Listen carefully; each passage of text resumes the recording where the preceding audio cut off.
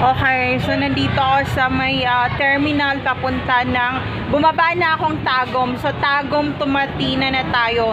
Tagum to Davao, Matina na tayo. And there's a karinderya here. So kakain muna ako and I choose what food I want to order na. So this is the view here. Ayan. So pakita natin yung mga ulam dito. Ito yung mga ulam dito. Dito sa karinderya, malapit dito sa terminal ng bus papunta ng Tagum to Matina and Matina to papunta na tayo ng Cotabato City pagkatapos nun. So ito yung view. Ano to? Anong laman nito? Nahulog na ang barilis. Magkano order? Back-up 260. Ano to?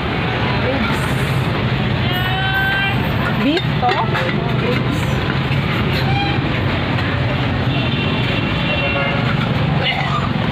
Magang. Hindi lang gang. Itong ganitong dangka, magkano ang ano nito? 30 pesos. Itong scramble, ay ano to, omelette.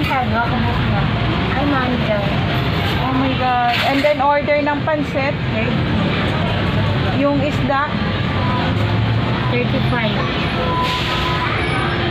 Ay, manja. Hindi na ba mga sa bote? Tubig na lang. 40.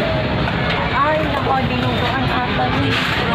So, itong isa nitong oh my gosh, bakit pinupush ako na hindi sumasakalihan ko? So, isa nitong chicken, ano ba yun? Egg omelette, and then,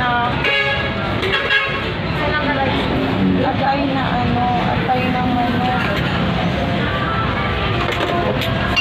tapos isa, magkano dito? 30 pesos?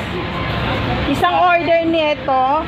Ayan, tapos isa nung egg omelette at saka isang order ng kanin. So dito ako kakain, dine-in. So ito yung view dito. Shout